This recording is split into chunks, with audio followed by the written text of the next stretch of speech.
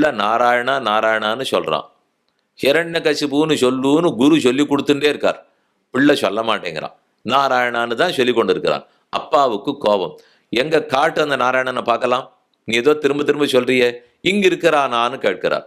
இங்கு மட்டும் இருக்கான்னு நான் சொல்ல மாட்டேன். ஆகாயத்திலையும் இருக்கார், பூமியிலையும் இருக்கார், உள்ளேயும் இருக்கார், வெளியிலையும் இருக்கார். உனக்குள்ள இருக்கார், எனக்குள்ள இருக்கார், நேத்திக்கு இருக்கார், நாளைக்கு இருக்கார், இன்னைக்கு இருக்கார், எப்போதும் இருக்கிறார். குழப்பாதே. வேதாந்தம் பேசுறவனே குழப்பியே விட்டுடுவார். நமக்கு புரியவே புரியாது. நான் இந்த இடத்த காட்டி இப்போது இந்த தூணில் நீ சொன்ன நாராயணன் இருக்கிறாரான்னு அவர். அவன் 3 விஷயத்தை வச்சிருக்கான். இப்போது இந்த தூணில் நீ சொல்லும் நாராயணன். அந்த 3த்துக்கும் பிள்ளை ஆமான்னு பதில் சொல்ல மாட்டேங்கிறான். நம்ம அவன் சொன்னான்னு தான் நினைச்சிட்டு இருப்போம். அவன் சொல்லவே இல்லை. அதை ஆமாம்னு சொன்னா என்ன ஆயிடும்?